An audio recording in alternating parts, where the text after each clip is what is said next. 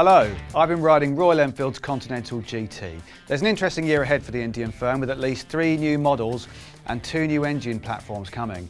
They're opening a UK development facility, they recently bought British chassis maker Harris Performance, and they've got an adventure bike on the way using a modified version of the Continental GT's frame, which Harris designed.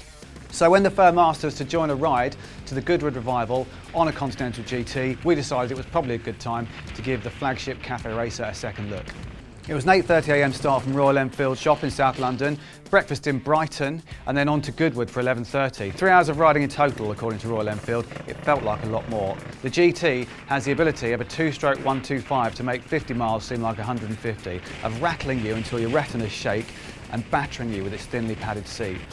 There's no pretending it's not good looking, with its classic cafe racer lines and details like the piggyback shocks, but it's a styling exercise. Its aim is to achieve the right look on a budget, not to actually be good. Like all the period outfits of the Goodwood revival, it's a costume. The tiny aluminium mirrors, one of them anyway, rolled around on the bar end at motorway speed. The engine, it won't start with the side stand down at all, even in neutral, an inconvenience that I think we can assume reduces costs.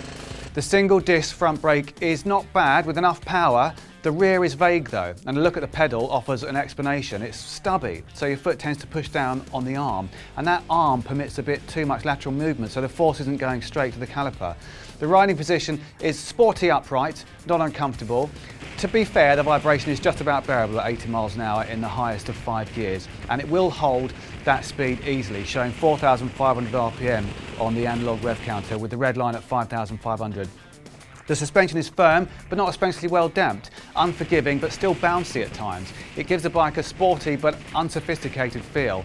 But simplicity is part of the Continental GT's identity and appeal. It's a period look and a period experience. How else would it make you feel like you've travelled back to a golden age of motorcycling?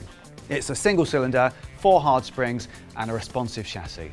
It's chucked it into a lean very quickly, your knees gripping the uncomfortable bottom edge of the petrol tank. It feels small and light. The steering verges on twitchy, easily unsettled, but that is what ensures its responsiveness.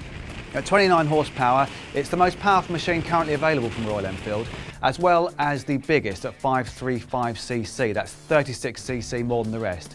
It's the same basic engine design as shared by the rest of the range, but tuned for a little extra. It makes 32.4 pounds-foot, a higher number you'll notice than the power figure.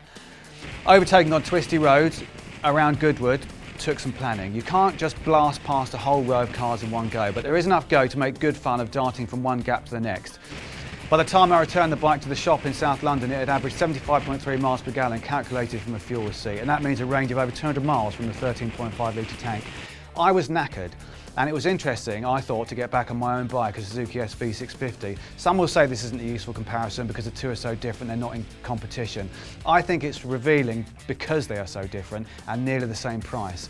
Both are listed at $4,999, Royal Enfield's price including on-the-road charges, and Suzuki's not. The SV makes more than double the GT's power. It's got 2 front discs instead of 1. It doesn't shake your bones. It's comfortable. It's got a fairing. The GT stalled after starting from cold, and by the end of the day, the neutral light had packed up. Basically, it's a world away from the Suzuki, technically. This, then, I suppose, is a sacrifice to get the Royal Enfield's period-looking character at the same price, the cost of the period image.